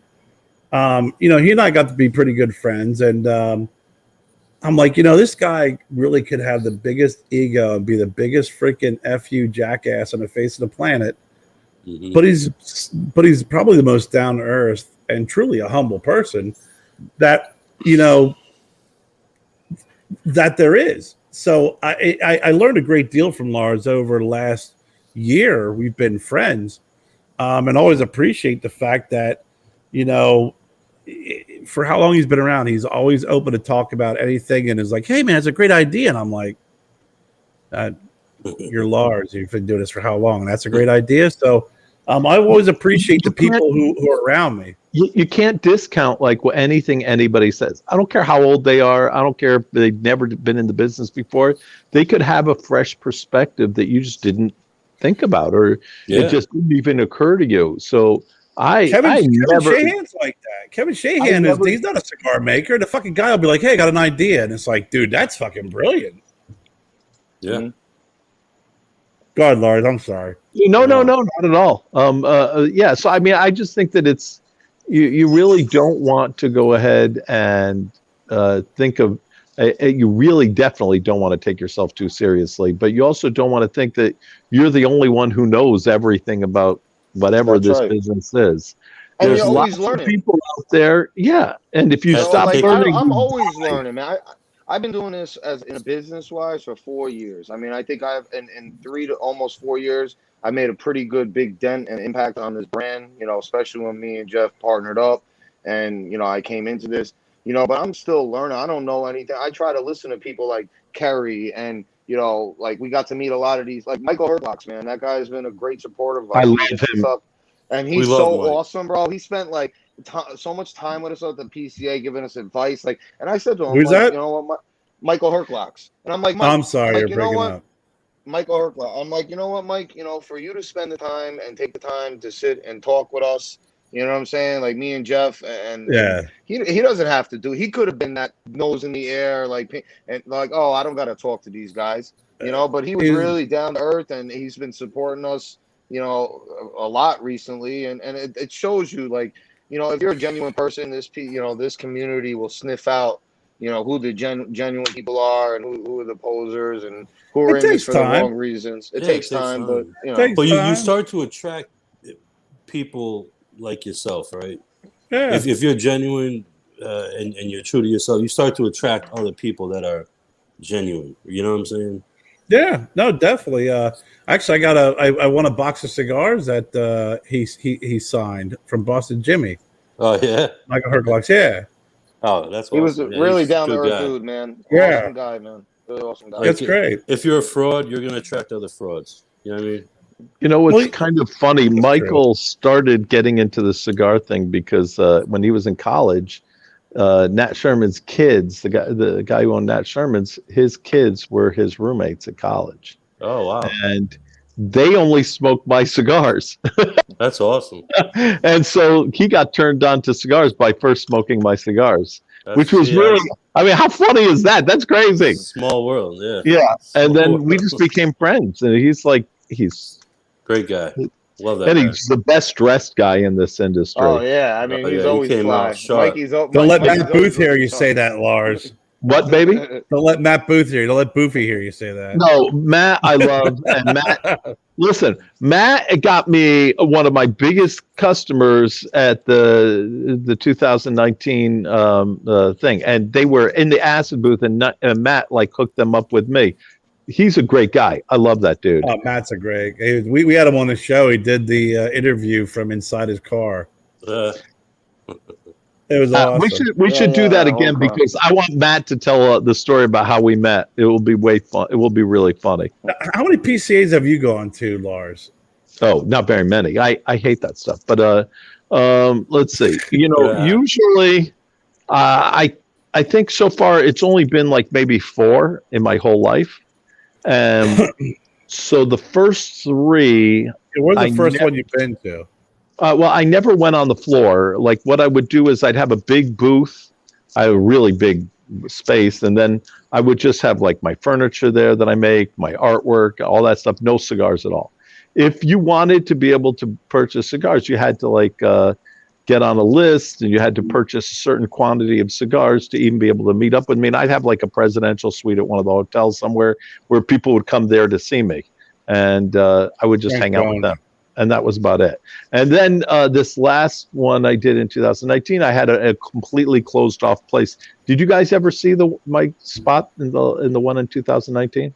No, this is our first show ever. This is our first time there. So I had a closed off booth where I had like some big couches, big comfort chairs, my skateboards that I make, I had a bunch of guitars, music equipment. I just jammed, hung out, had fun, and also a guest list. So everybody who was there, I had a bouncer at the door that was completely closed off from the public. I had a bouncer at the door with a clipboard. I had the guest list, and only those people could come in. I walked around with the bodyguard. I had like, it was really funny. It was like hilarious. Very over the top. Like, and he had security on his thing, but a little in on the very S. It was a little in on it in security.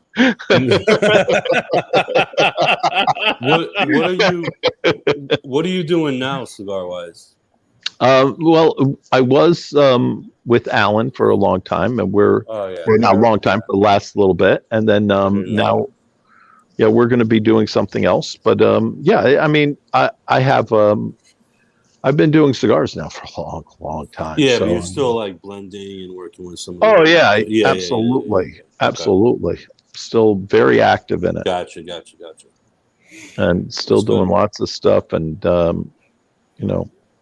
it's good. And Alan's a great guy. He's a very nice person. I met him a long time ago. I saw him at the show. We didn't get a chance to speak again, but nice guy. Yep. Oh man! But it's a path that it's a hard path for most people, especially like when I first came in and everybody hated me. So and nobody thought that my blends would ever be successful. Nobody thought that doing a box with all that kind of artwork on it would be successful. Yeah. Nobody even thought that doing like a really good hardwood box would even be anything that anyone would ever do. It was all cardboard and tape, basically. And, my bands were outrageous. I had like, naked girls on it, me, like a nude picture of me basically on it, a whole bunch of crazy ass shit, man. Yeah, that better be a good cigar. Well, I looked good when I was young. It wasn't a picture of me now, because that would even be funnier. Okay. I would love that. It was when I was young. I was. But would everyone else love it is the question, or it doesn't matter? No, I never cared one way or another. I just really didn't. I mean, look, I even with the music thing, I got really successful very young when I was doing music, but I never was taking it seriously. I never even thought about, I wasn't even really trying to do music seriously. Right. It became a profession for me, and I do music. I'm still doing music stuff, not only my own shows, but I represent other artists. Today, I spent my day working on a rap tune. I created the whole beat. I played all the instruments, and I was in a rap produced for a while. Oh, cool! Very cool. And I produced a little bit too. Oh, very cool. So, I mean, that was like, my days are mixed up with lots of different things, and I train boxers, and I teach martial arts and that kind of stuff. So I mean, I spices and barbecue sauce. Absolutely. See that Lars made the Stogie Road spice. Hold on a second. But you just reminded me of that. Chris has something to say. Let him say. Well, I'm sorry. I got something to say. I'm just telling you. I've been quiet. I've been sitting over there. Go ahead, Chrissy. Go ahead. You've been quiet because your reception sucks. Yeah. Because you brought up the Lars spice, and I have to say, my wife's been putting on she's like, I love this fucking thing. You got to get more of this from. My wife loves your spice, man. I think it was Stogie Road spice. Whatever with the cumin in it. The cumin. Yeah. The cumin. That salt or something. Yep. That you sent me, Carrie. Dude, she loves it. I put that shit Oh, on the chicken. yeah. She loves it. Yeah, she really likes it. God, we get a lot of great. We had. I'm not shitting you. The Stogie Road barbecue sauce. We have a friend of ours. They had all their friends over, and they do it. They do it like a rib contest, and they all beg. And her husband won, and he used our barbecue sauce with it. The finishing Nice. sauce. Yeah, it was Yeah. good, man. I just Lars- wanted to let you know that, Lars, man. You got. I Thank you appreciate so that, much. man. Man. Lars Thank- does a great My wife job with that loves your shit. Thank you, Chris. So, So I mean, like all these things are like for me, it's just an adventure. But when I was a young kid, I really did not think that I was going to be doing all this stuff. I was never a very smart kid. My IQ level's really low, and I was diagnosed autistic as a child. But I just was too stupid to know I couldn't do things. And my mom and dad always told me I was special. And then one day I was talking to them about something I wanted to do, and they were like, I don't think you can do that. And I was like, but Mom, you said I was special. And then my dad was like, well, you're special in a different way. You're kind of stupid. So Yeah, special ed. yeah, exactly. So you're like short bus you're kind of stupid. That's exactly. Yeah, that's what I took. So they were like, you have to like work 10 times harder than a regular person to get to do the same thing. And I was just like, okay. I didn't even think about like that was a bad thing. I was just like, okay, so that's my formula. If I work 10 times harder than a regular person doing this, then I can do it. So there it is. At least they gave me a pathway. And Anthony, thank you for asking about my shoulder. It feels much better. Look at that. My arm's full motion. I'm working out with it every day. I'm even doing some boxing and Lars had a shoulder replacement a short time ago. Oh, full shoulder replacement, like from my elbow all the way up to my neck. Like, God. Yeah, it was bad, man. Like, I don't know if you can see. I can. Yeah. Yeah, it's Showing some going skin. right out. Yeah. But I showed you. I would show you my shoulder scar from my surgery, but it would just look like a sweater right now.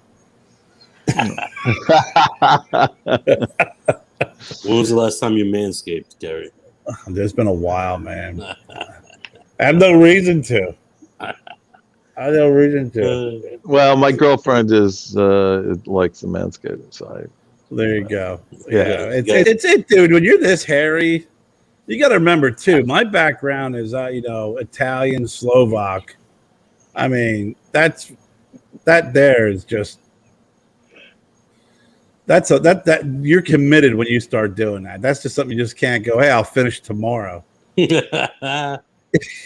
look like a half-painted portrait at that point. It is a hairy vest. I am. Cannot help it, man. More like a hairy jacket. I know. Ask Jen about that. Yeah, Jen's okay with it, I guess. I don't know. She keeps telling me to keep wearing shirts. That only sucks when they say keep wearing shirts in bed. Wear a t-shirt. Yeah, you look great in that t-shirt. You look sexy in You it. look really good in that shirt. You look really good in that shirt. Leave it on. I'm just going to shave right here so it looks like I have a V-neck sweater all the time. There you go. Nice. I like that. Nice. That can maybe dye it a little bit. Get some color in there. So let's see. Paul says, Lars, how many smart people do you know that don't know they're stupid? That's right. Yeah, God. That's a really At least I kind of figured out I was stupid when I was young. And that way I understood, like, okay, I got to have somebody. I never was president of my own companies because I knew I had to have somebody smart doing that. So I get a smart person doing that part, and I would just be the creative. I'd be the talent. I got it. I understand. I understood that. Hey, Jimmy, don't worry. There's not going to be a shirtless Care. No one wants to see that. That'd be freaking horrific. No, you're insane then. Go ahead, Kerry. Take it off. No, it would be. Come on, baby. No. I will do a lot of things. I will not do that. It was. If I come down there to visit you, you have to take your shirt off. No. You come down and visit, baby. you're always welcome. No, if I come down and visit, we got to touch bellies, man. Come on. Well, I'm sorry. Wow. All right. Well, we lost Lars. Oh. Oh, what happened? What a coincidence.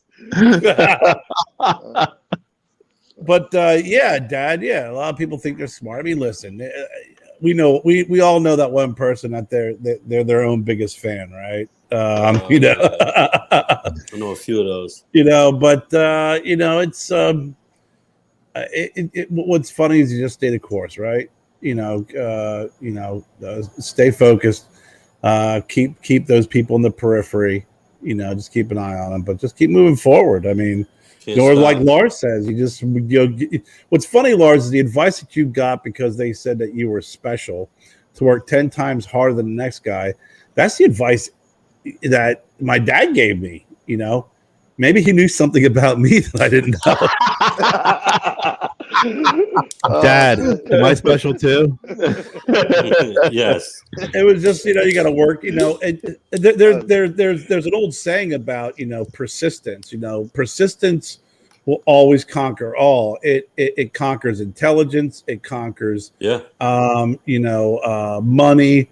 It conquers wisdom. It really speaks volumes to what persistence does and a payoff for persistence, and how people can have potential, they can have money, they can have smarts, but all that stuff doesn't mean anything unless you have persistence. And it could go away like that. It most certainly can. You know, Jeffy, what do I always say? Every no is a yes waiting to happen, pal. That's the way I look at it. Every no is a yes waiting. You just gotta. You're gonna hear the no's. Eventually, it will be a yes. And Lars said it earlier. I mean, I always say it all the time. And Chris and I talk about it. We just can't stop. Like, we're in this. We love what we do. No plan B. I mean, we just can't stop doing it. I mean, right. You'll have ups, downs, up, down. But if you stop, someone else is going to scoop right in. You might lose your spot. Can't stop. Well, it's like you said, man. It's having the partner. We going to the bathroom with Chris? No, I just no. You got to have the right partner, the right factory that understands that and rolls with it. Because, you know, listen, there's going to be, I'm sure, you know, every single, you know, factory. I mean, you guys experienced it. I experienced it when COVID hit. It was just like, now what? Yeah. You know, what the hell? Yeah. I mean, everything's closing down. Air travel's gone. You know, I have cigars in another country.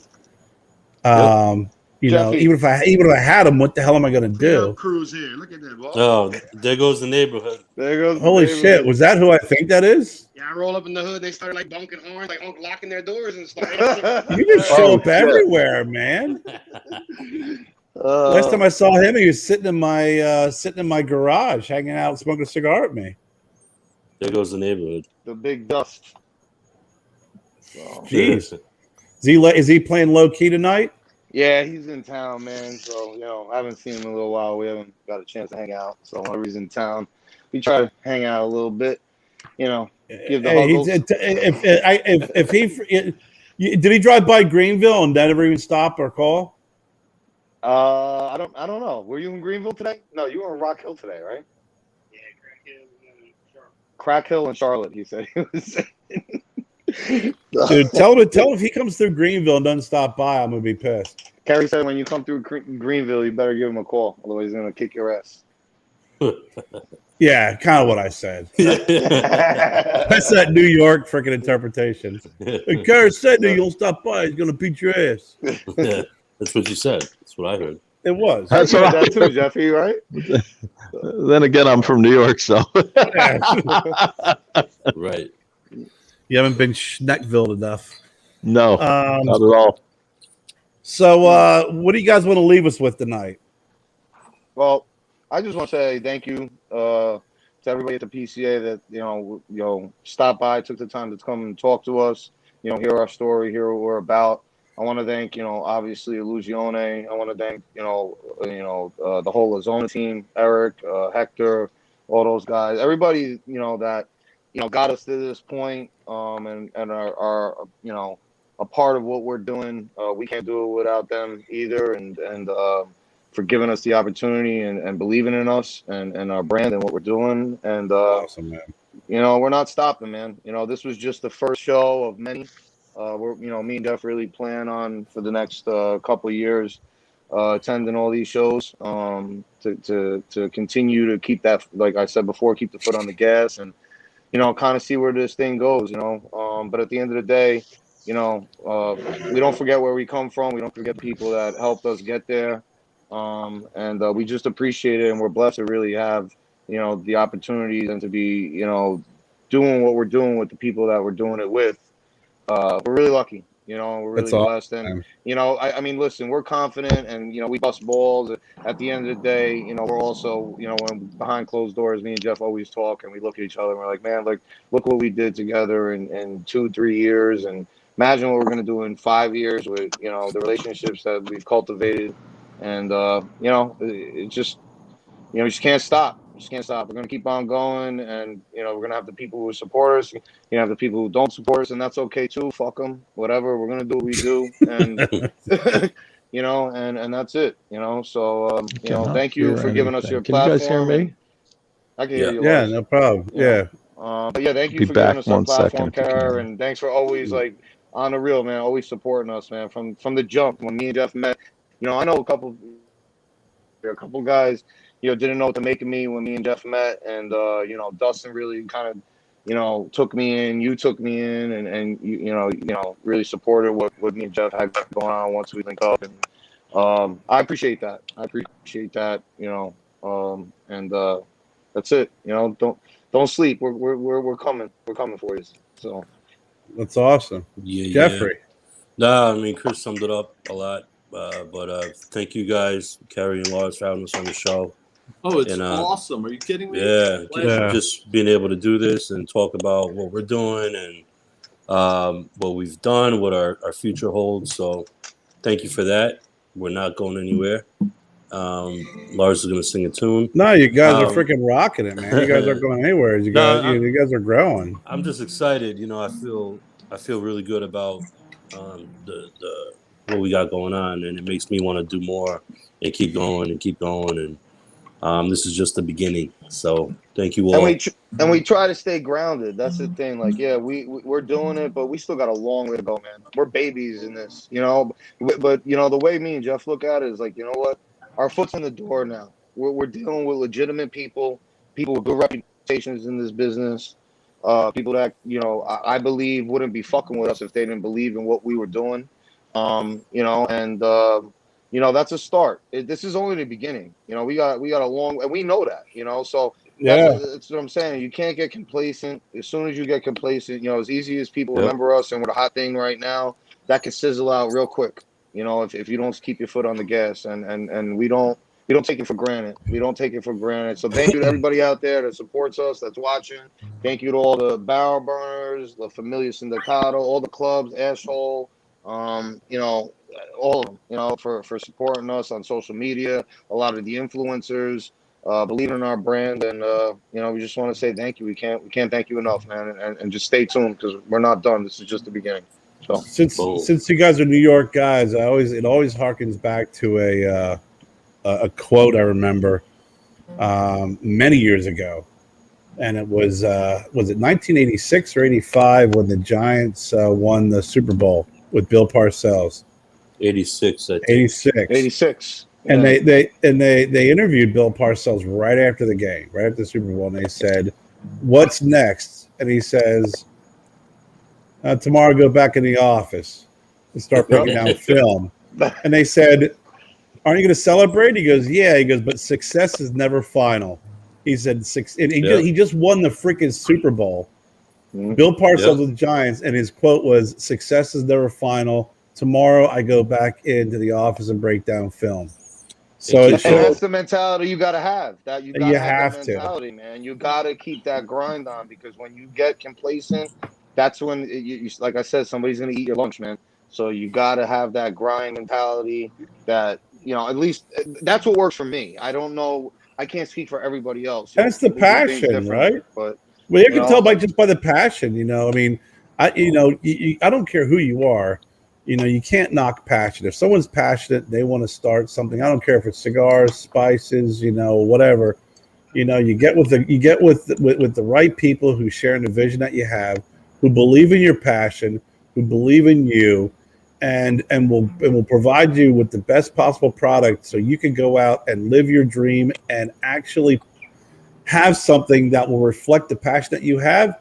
You're going to be successful. End Game of story. changer. Period. End of Yep. story. That's it. I agree. Lars, Yeah, baby.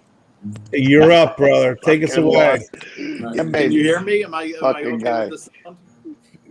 You would know if we couldn't hear you.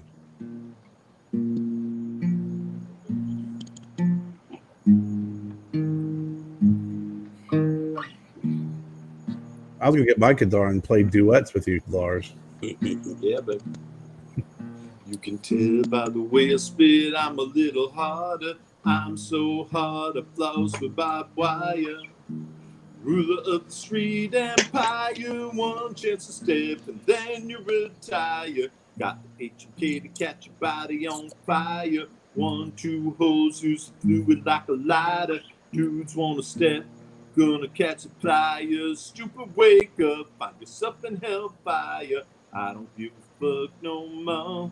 Banging at your door with the big 44. Come on, money, let's get it on street walls. Cutting at your dudes, you my gun like a sword. I don't give a fuck no more. Banging at the door with the big 44. Come on, money, let's get it on street walls. Cutting at your dudes, you my gun like a sword. Pop that P, not me. Stop out a G, not me. Hook up some brains, not me. Ain't no pain, not me. Yeah, you that dude always start to drift. You that dude always pound the first clip. You that dude steal the paper from the paste. I flip that cake 10 times before I take a taste. I don't give a fuck no more. Banging at your door with the big 44. Come on, money, let's get it on street walls. Cutting at your dudes, you my gun like a saw. I don't give a fuck no more.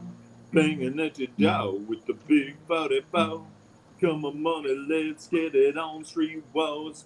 Cutting at your dudes, you my gun like a saw.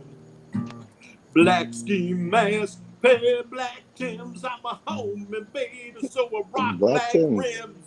3 in the morning, wake up the taste of my steel. So much blood, I had to use a black belt. Yeah, put the blowtorch and the pliers away. Take out the extra bag to put the loot away. If you think you're gonna get my paper on the low, I turn your head like a $2 hoe. Yeah, I don't give a fuck no more.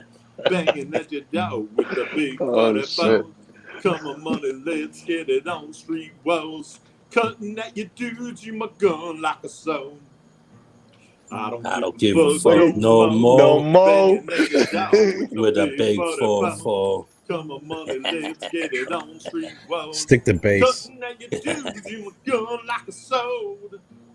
Use my gun like a sword. Use my gun like a sword. Use my gun like a sword. Use my gun like a sword. Yeah, man. All right. There you go, Lozzie. There you go, bud. That's going to be the official Amendola Cigar Company theme song is I don't give a fuck no mo. That's the anthem, right? That's the anthem. I figured I would play a anthem. New York I don't song give for a you guys. I wrote that like about 30 years ago in New That's York. awesome. Oh, man. I like it. I like it. Listen, guys, Lars, great ending to a great show. Yeah, it was awesome. It's always a pleasure, my man. You guys want to stick around a little bit after the show? We can check Chris, Jeffrey. It's always an honor and pleasure having you guys on, man. Thank You you guys for are having great. us. I love you guys. Love you too. You are you guys are awesome. I'm so happy and proud of you guys of all that you've been able to develop over the last year? How much you 2 years. Yeah. 2 years, how much you guys have grown and what you've been able to do and really setting yourself up for success. Work with some great people in the industry. I've had your cigars. I've even had the new Padrino. I've had it. I can say I've had it. I love it. But man, your core line, the cannolis, fan-freaking-tastic. Great flavor, great construction. That's the most important thing. I don't care how good your blend is. Your blend can be the best blend on the planet. But if it's freaking horrible freaking construction, you're never going to be able to realize it. Cigars are all about the experience. So if this construction sucks, that's all fucked up, then the experience is ruined and you just lost the customer. It is. You are absolutely right, man. And I've been a big advocate of that. People ask me all the time.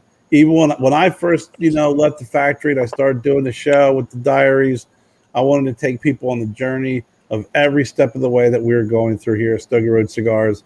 Then having Lars on and his experience and his input has been ridiculously invaluable. Everything from the construction of the cigars, the wrapper, binder, filler, what makes a barber pole, what doesn't make a barber pole, and even going beyond that. So I really appreciate you guys being on. Well, thank you, and congratulations to you too, man. Oh, thanks, man. I appreciate it. To you, man. I'm looking forward to trying your new smokes, man. I really am. I'll definitely make sure that all you get it. It was awesome having you guys on, and also Thanks, being able to have like some young brothers, man, coming on and like doing some young blood, man. We bring some young blood. Some young blood, man. Well, listen, everybody, thanks for joining us tonight. We will check you out. Actually, is next week I'm gonna have a show or not have a show? I can't remember. I'm going to be traveling a little bit, and I know the road, baby. I know, and there's going to be one Thursday I'm not going to be available. I got to go back and check out and see which Thursday it's going to be. But I want to thank Chris and Jeffrey from Amendola Cigars. We are the muscle. You can check them out. We do have some samplers on the website still. Hopefully we'll be able to get some cannolis soon. I know Gustavo, his site, he carries them as well too. Was it GFP Cigars? You guys are all over. So, thanks, man. Appreciate it. Thank you. Thank you, Karen. All right, guys. Thank you, guys. We'll see y'all next week. Yep. Peace.